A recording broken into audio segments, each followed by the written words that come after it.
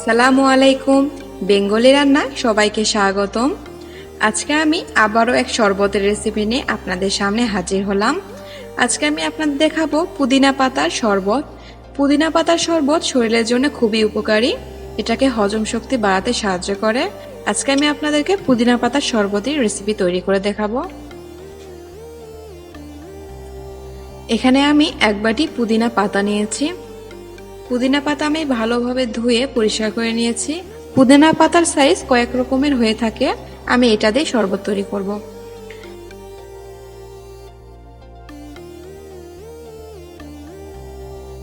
আমি এখানে ব্লেন্ডার নিয়েছি।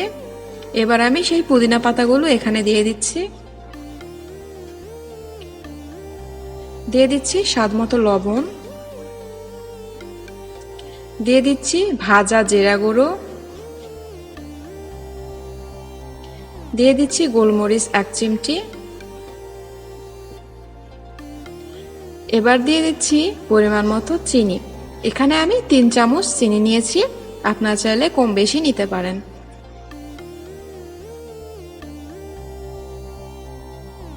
এবার আমি দিয়ে দিচ্ছি 1 চক লেবু। লেবুর আমি রস বের করে দিচ্ছি।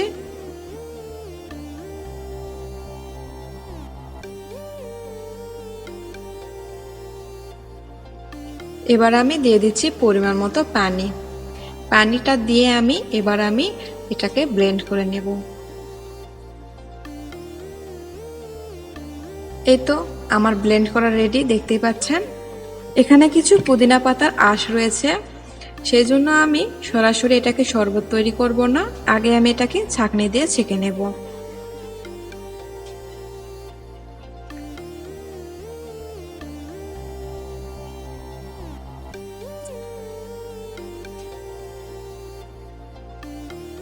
দেখতেই পাচ্ছেন কতটা আঁশ রয়েছে। এগুলো সহকারে শরবত তৈরি করলে খেতে ভালো লাগতো না, সেই জন্য আমি এগুলো ছাঁকে নিচ্ছি। চাপে চাপে আমি রসটাকে বের করে নিচ্ছি। দেখতে পাচ্ছেন অনেকটাই আঁশ বের হয়ে আসছে। এবার আমি এগুলোকে ফেলায় দেব। আমি এখানে 2টা গ্লাস নিয়েছি, দিয়ে দিচ্ছি এখানে বরফ কিউব। পরিবেশনের আগে অবশ্যই বরফ কিউব দিয়ে পরিবেশন করে নেবেন। এবার আমার ছাঁকা রসগুলো দিয়ে দিচ্ছি।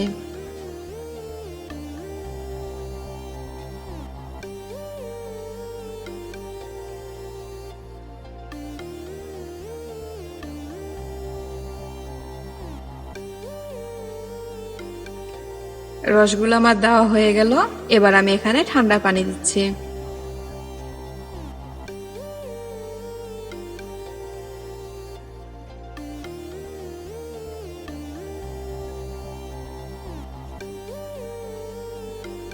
এই তো শরবতটা রেডি।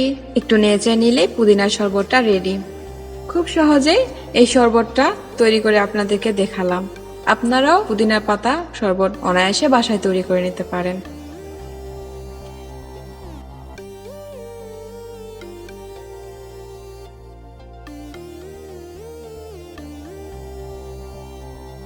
এবার আমি কিছু গার্নিশের জন্য লেবু স্লাইস দিয়ে দিচ্ছি, যেন দেখতে ভালো লাগে।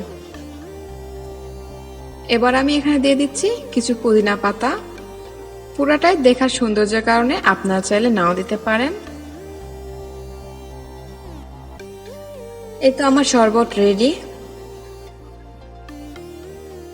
যাদের হজম শক্তি দুর্বল তারা এই শরবতটা খেলে আশা করি অনেক উপকৃত হবেন। আমার রেসিপি ভালো লাগলে অবশ্যই কমেন্টের মাধ্যমে জানাবেন। আর আমার পাশে থাকার জন্য অবশ্যই আমার চ্যানেল সাবস্ক্রাইব করতে ভুলবেন না, এবং পাশে থাকা বেল আইকনে ক্লিক করে আমার সবসময়ের মতো পাশেই থাকবেন। তাহলে এখানেই বিদায় নিচ্ছি। খোদা হাফেজ।